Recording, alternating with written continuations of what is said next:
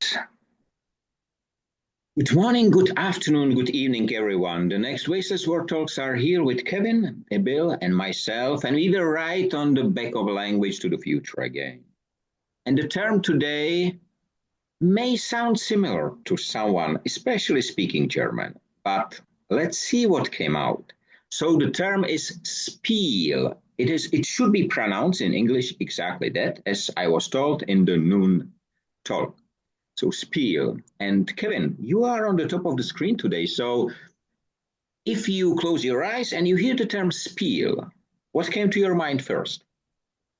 Well, that's a German word came to my mind first. So I thought Spiel is the German word for play and Spiel is the Danish word for mirror. But there is, I don't think it's an English word, but we have this word Spiel to mean almost like a monologue. So it's some kind of talk or some kind of act, some kind of delivery. Okay. What about you, Bill? It's not a word that I use often. I pronounce it spiel, and it is something that you say, something long that you. If I'm explaining something to one of the kids or my grandkids or something, I might say, I had a spiel with them, talking about whatever it is. But I'm known for my spiels. It is interesting because I came to across this term when I translated something, and I know, of course, because I speak German, I know the German version Spiel, which is game. But then it show up that it has a very different, or as well, a different meaning in English. So I was surprised I put it in. And what I was even more surprised that Charito, Yamar, and Nupur from India, they didn't know the original term of game. They know only the other. And the other, in some way, is this marketing talk, this blah, blah, blah, which again, blah, blah, blah sounds to us, sounds Czech.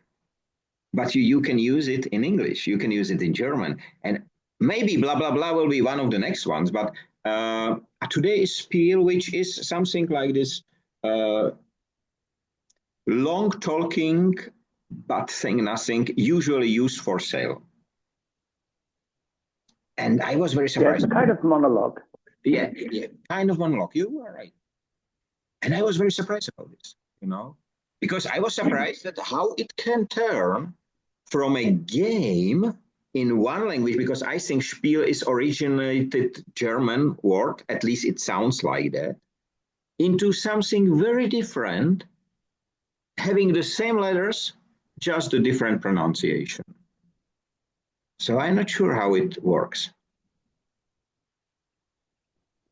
I'm not sure. I think that, Bill, it must have gone from Germany to the US and then back to England. And of course,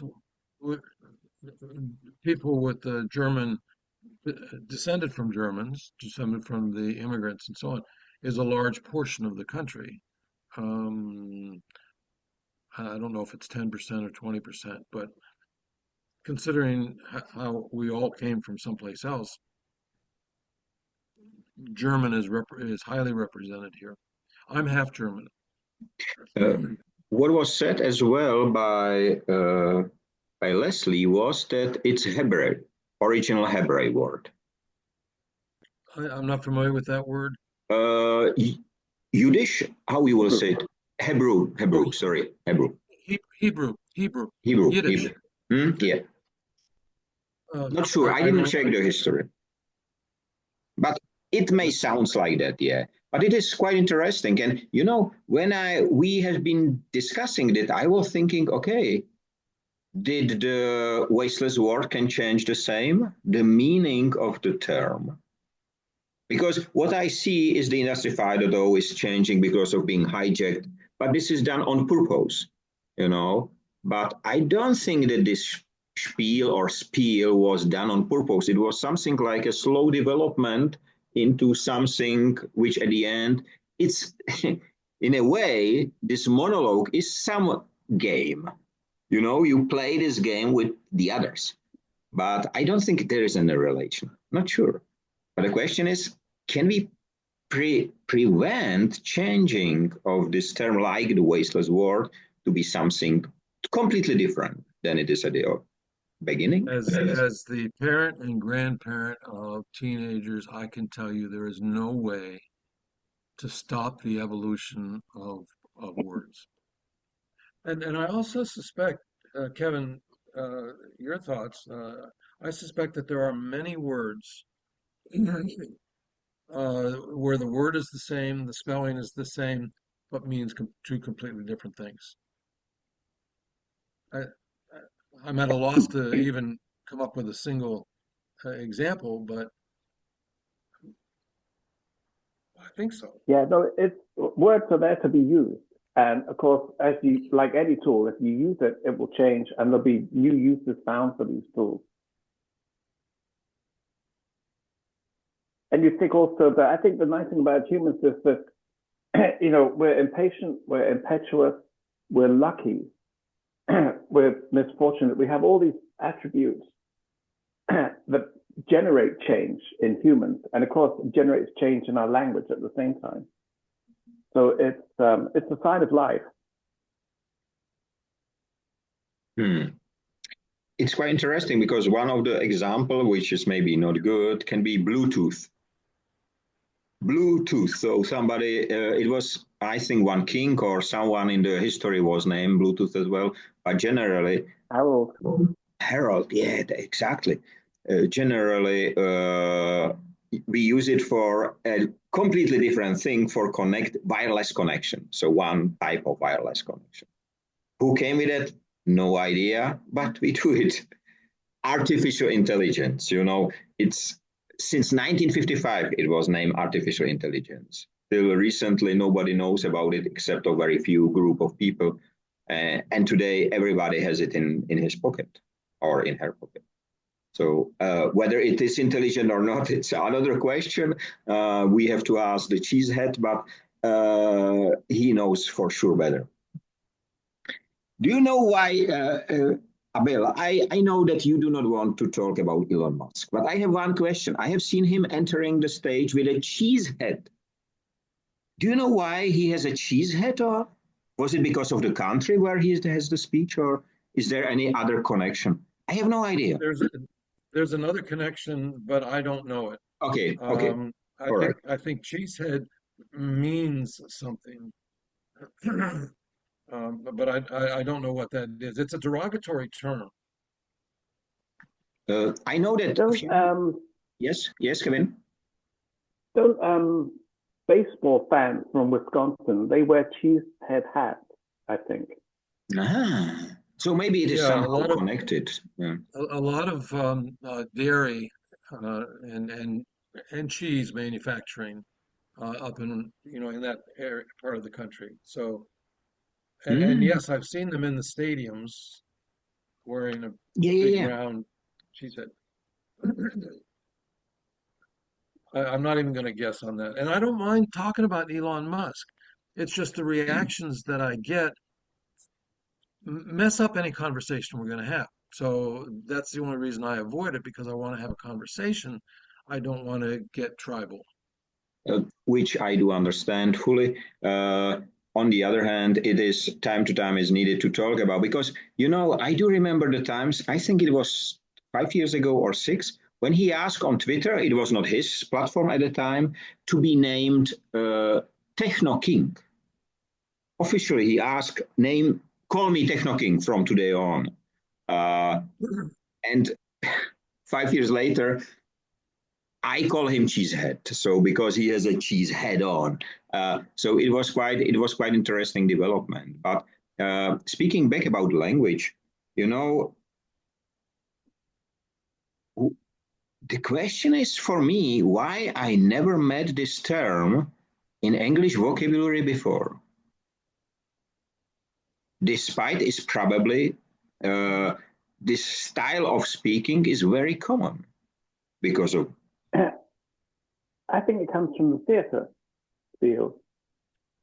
I think it's a theatre term. You know, give them your spiel, do your turn, do your talk, do your speech, which Okay. would then link back to play. I think, but I'm not 100% sure. Okay. I need to admit something to you and ask for your forgiveness. I ran quickly to Google, and so I have a Google answer. Can we admit that, or is that is that fair? Do I Yeah. need to promise never to do it again? No.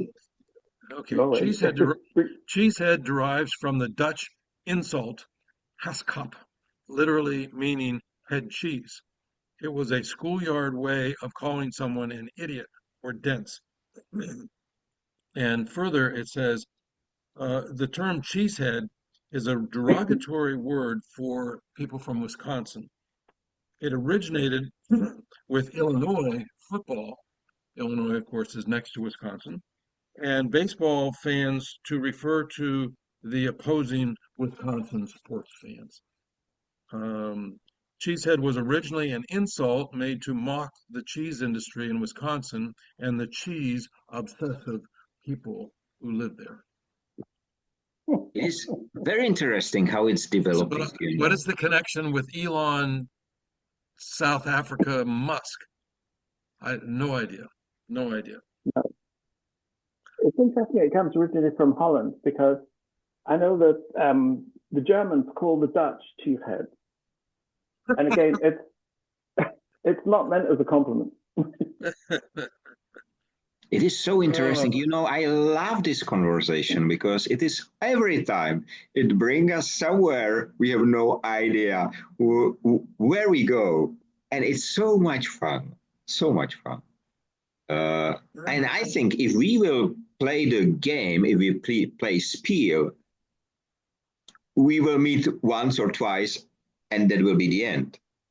Because all of us, we will have the monologue. We say thank you, great, and we will never see each other again. So it's so interesting. It's so interesting. And to be honest, I don't know why I came to this term. Simply, it was one of the translation of the term which I asked for was this explanation, which was so strange that I said, okay, it must be part of our regular talk. Just to tell you, probably next week we have to skip because I will be probably in the plane from Singapore. So we will do it in 2 weeks. so So have you heard that us Europeans are having trouble entering the United States these days? I have heard it. Yeah. see how that conversation just went full circle? A few minutes ago, we were talking about Elon Musk. Now we're talking about difficulty getting in or out of the country. You know, just go to the grocery store, get some cheese, get some bread, sit down with somebody who likes to talk or who is interesting to talk to, and pretty soon the year will go past. Uh, People here, I've heard it a couple of times, are giving it till late summer, August, September, before it all comes to a head. It's not going to play out for the next 3.5 years. It's not going to play out quietly and whatever. The protests have started. Um, there are national protest days now. There have been several of them. Very large crowds. Um, I'm not sure what's going to happen, but I don't think we're going to have to bear up with this for 3.5 more years. So take comfort, Kevin. You, uh, It will settle down.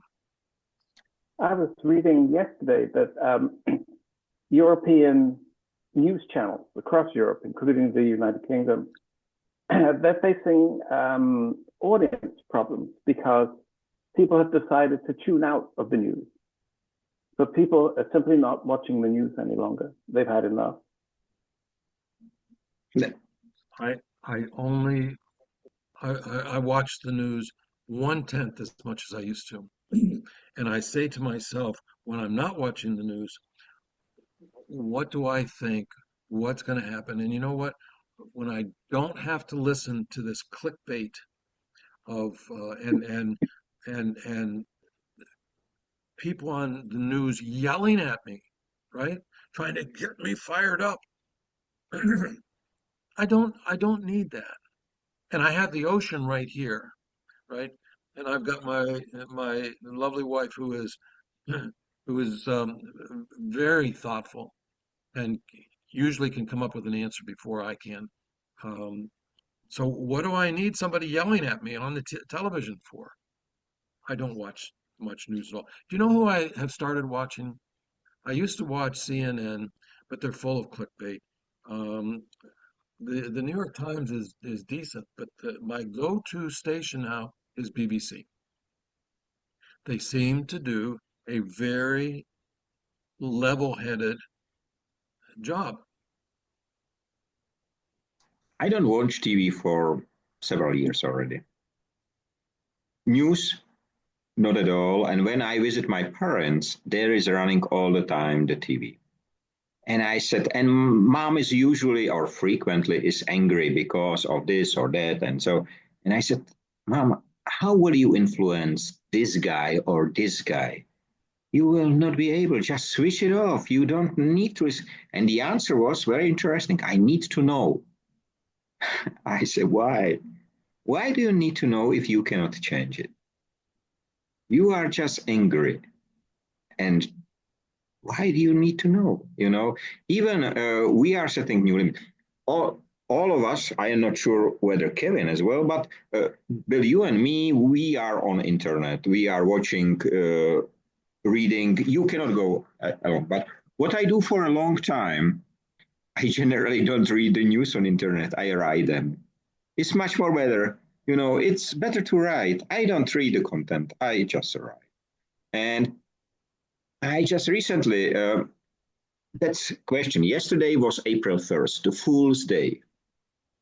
Have you noticed any fool, how it's called in English? That someone fools you or you fools someone? They, No.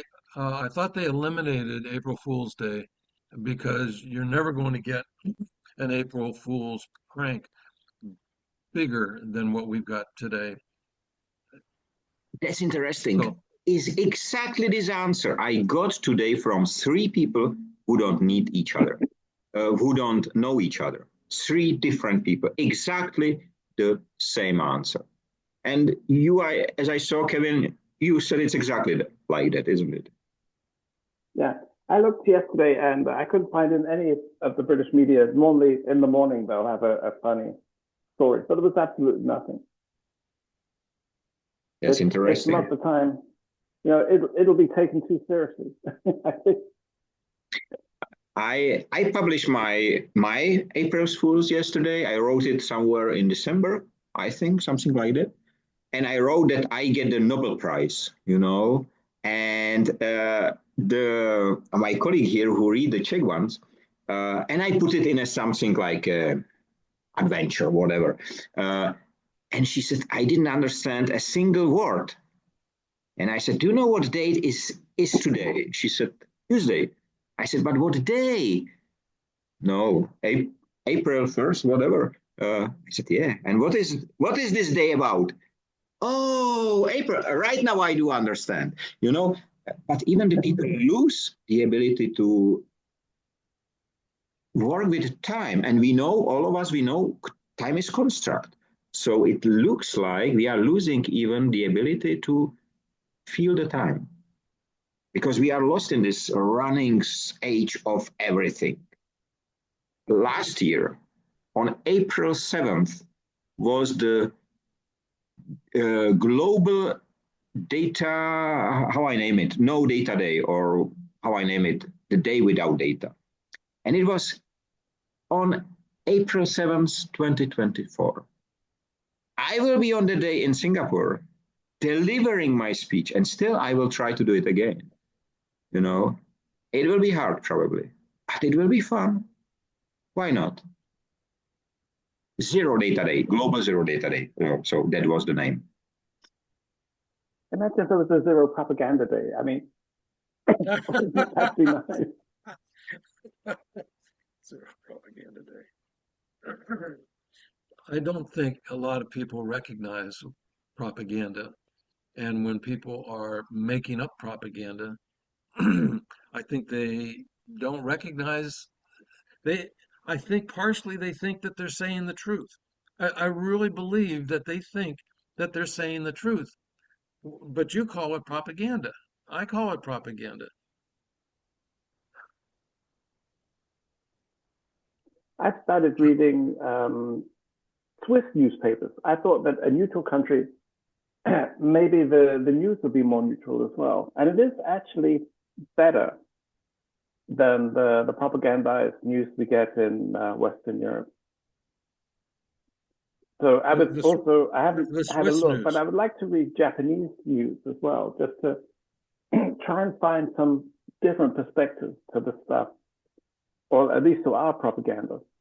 There is an NHK satellite channel on TV, which is the Japanese TV channel, and it is in English.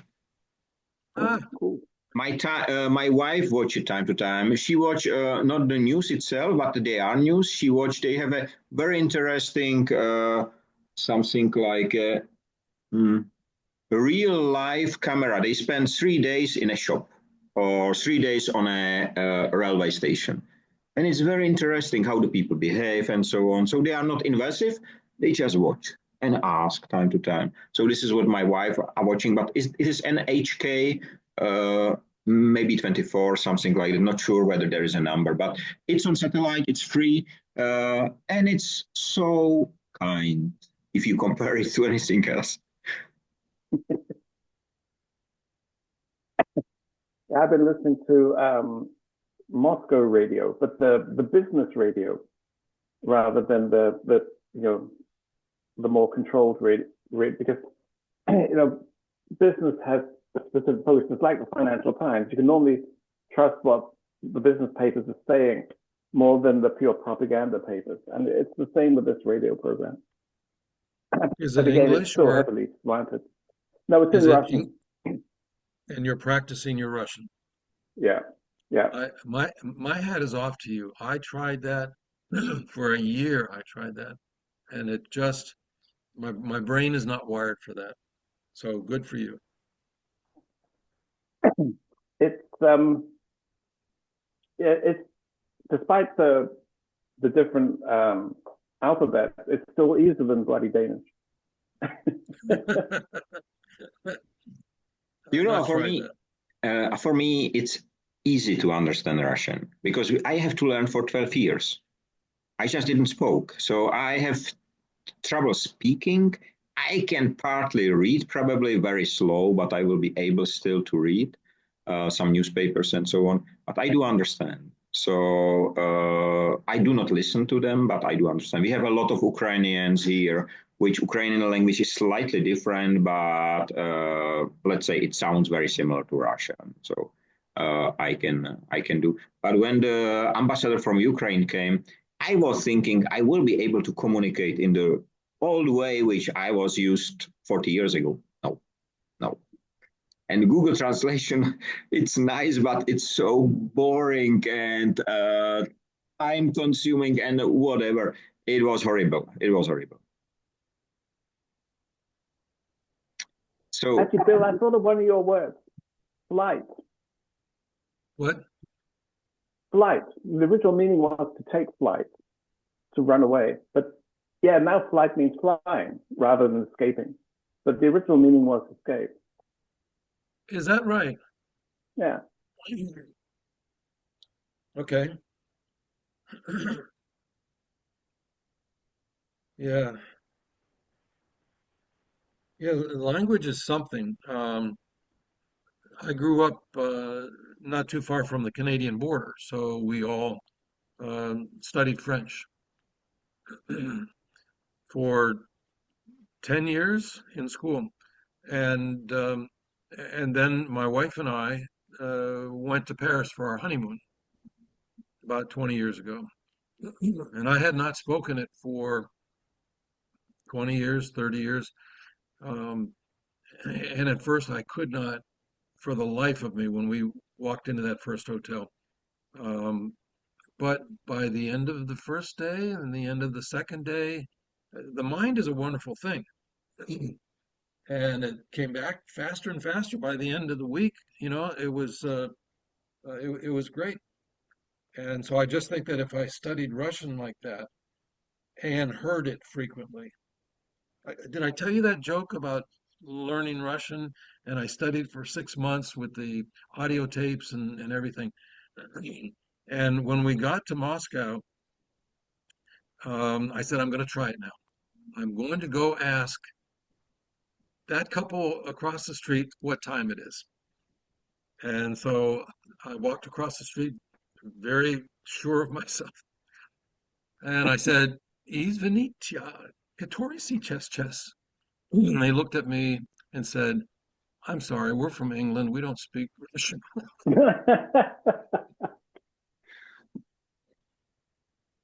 It's a nice one. I do remember when I was in a college, I went for 1 month to Russia to work. They call it freedom, whatever, exchange, whatever. And it was the time of perestroika. Gorbachev was there and so on. And I do remember we have been in a very hot day in Moscow. I have seen Lenin. I was in Mausoleum. I have seen the guy. It was very unpleasant, very unpleasant, very unpleasant. Soldiers everywhere, too cold, and he look at you all the time. His eye has been made in this way that you go around generally the coffin, and he look at you all the time. It was scary, but I do remember I was there, and there was a big queue for ice cream. And at the time, I was not speaking English so well, but I have a German basic. So I said, in German, I said, can you let me through? And Russian and Germans, I expected they will beat me. No, the queue made this, and I was able to go up to the front. That was very interesting. I did not expect it. I was really expecting more beating than anything else, but they opened at the time. That was interesting. So, and what is interesting, me and my wife, we speak English as well, English and German. And she is of my age, so Russian, but we don't speak Russian. And time to time, when our daughter grow up, and we want to say something which we don't want her to know, we switch into English and German. And Emily speaks German and English, but she starts to learn French for us not to understand when she will speak to someone. So exactly the same reason, she started to learn a very different language than both of us speak. I was once in Copenhagen, and it was sometime, and an American couple stopped me and asked where the nearest cash machine was. I said, yeah, just go down the street, turn left, see this thing, it's inside there, you can't miss it. So they said, thank you. And as we were walking away, the guy said, my God, they speak good English. It's crazy. I don't know. Do you have the same? Czech tourists behave very strange when they are somewhere abroad. So they are too loud and noisy and whatever. So similar to Russians and others, not only Russian. So, and we try to avoid being understood as Czech. So when we are there, we don't speak Czech at all. We speak English or German. And it is so strange. And the best part is, if you are sitting somewhere, and for example, in a railway wagon full of English-speaking people, you speak Czech, and the people don't understand that you understand them. And then when you leave and you start with English, oh, the surprise, it's huge. And shame frequently, shame as well. So it's quite interesting. But the language is really a treasure. Yeah, in Denmark, people assume that if you're foreign, you can't speak the language. And so I don't tell them. It's the best, so I say. Danes are so polite that they'll speak English to me. If they got something unpleasant to say, then they'll say it in Danish. So I catch the best of everything. So how far we came from SPIEL? And still we are there because it's a game. It's full circle, and the last thing we mentioned was language. So it's quite interesting. It's quite interesting. Unfortunately, I see degradation here, at least in Czech language. So many words are forgotten, not used at all. They are making changes in grammar, which I hate generally. They are so I was never good in grammar, and when I learn it in 50 years, they change it. So what they expect that I will adopt it? No, I will not. I will not live another 50 years probably to adopt. you know when you know what it's like to travel. You both do. And your eyes are opened and your brain is in overdrive because it's, oh, isn't that interesting? Oh, isn't that interesting? But I find the same thing when I open a book of Shakespeare. He calls things differently, the innuendos that are in there. Um, so when you mention, how things are changing, it's like foreign travel to go back in time or to go to that guy's brain and share some of those words with him. It's interesting because his language, it slipped over the horizon. It is too far, we can't see it anymore.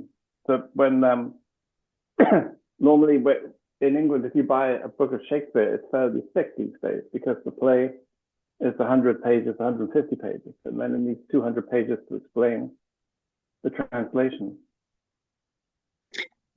Have you ever heard the name of Edward Bellamy?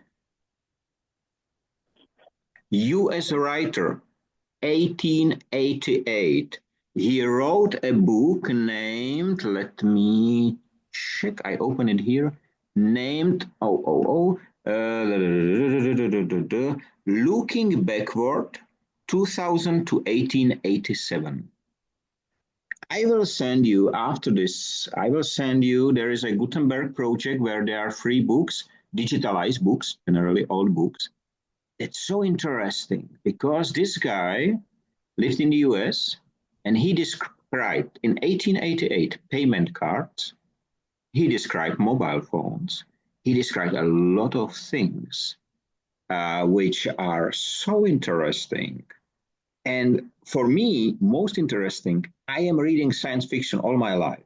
I never heard this name until recently when on German Golem.de, which is a source for my information, they are very good, independent generally, and more or less technical things, which I report about. They wrote a review about it.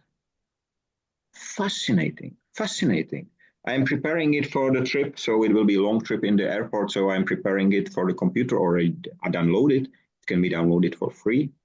And it is so interesting. And I'm sure it will be very similar to what you describe about Shakespeare. The only thing will be it's written not in this old way letters, so I can read it. And from the first what I read, it will be more understandable for me because even if it's in English, but it's so interesting, and when they find out a library in Tibet, with 300,000, not books, but this, how it's called, roles, and so on. It must be fascinating. It must be fascinating. I didn't hear that. They found a library with 300,000 uh, old books in it. Wow. Yeah. Why didn't I hear that? It's not so long. It's not so long ago. And you remember last time I mentioned, I think the pyramids where they found this, two scientists found this. I just found one interesting physicist who make a video every day generally, and she described it. It will be a big fake because they did not use the proper technology, and so. And she explained in a way why it's not true. So exactly what I said last time. Maybe it was April Fool, just open a few days earlier, few weeks earlier. Not sure, but she said at the same time that it is so easy to fake up the news today because every scientist can write whatever he or she wants. And when it is adopted by the scientific publishers, which they don't check the content generally, they just, you pay for being published. So they want more money, so they accept almost everything. So it's so interesting, so interesting. I heard a great quote the other day about a scientist. A scientist who believes is no longer a scientist, he's a priest. A scientist whose mind is open is a scientist. That's really interesting description. That's Very nice good. one. That's nice one.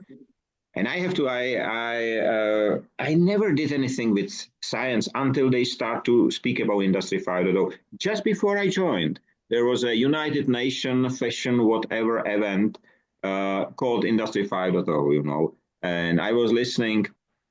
It's unbelievable. So I put a lot of questions, not a single one was answered. This time they didn't cut me out, but what was at the end, I just checked my LinkedIn profile and there was a head of United Nations Environmental Program Financial Division looking, who is this guy?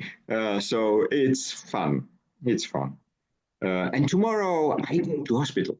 One of the very interesting, small but very advanced hospitals owned by private person. And they ask us to go there to help them to improve. To implement Industry 5.0 principles and so on. So I'm really looking forward to go there. It's across the country, 2 days before leaving for Singapore, but still I think it will be very interesting and I'm looking forward to, and maybe I will ask you for some advice because I know, Bill, you are on the board of this organization in your local, so maybe I will ask and we may discuss something which may be applicable. I don't know. I was not there, so, but it looks very interesting. And we have less than 1.5 minutes left. So it was a nice game today. But still, I don't think it was a nice spiel. It was a game. And I will make a difference between these two, for sure. From today on, I will. And what to say? Have a nice day, free of waste and wasting in all its forms. Stay safe, be free. And I don't know whether I should advise you not to play a spiel, Bill, because I know your spiel will be game with language, which is nice. So not to say how to end, but I'm sure you will take it from here. Thanks, guys. See you in 2 weeks' time. Bye. Bye-bye.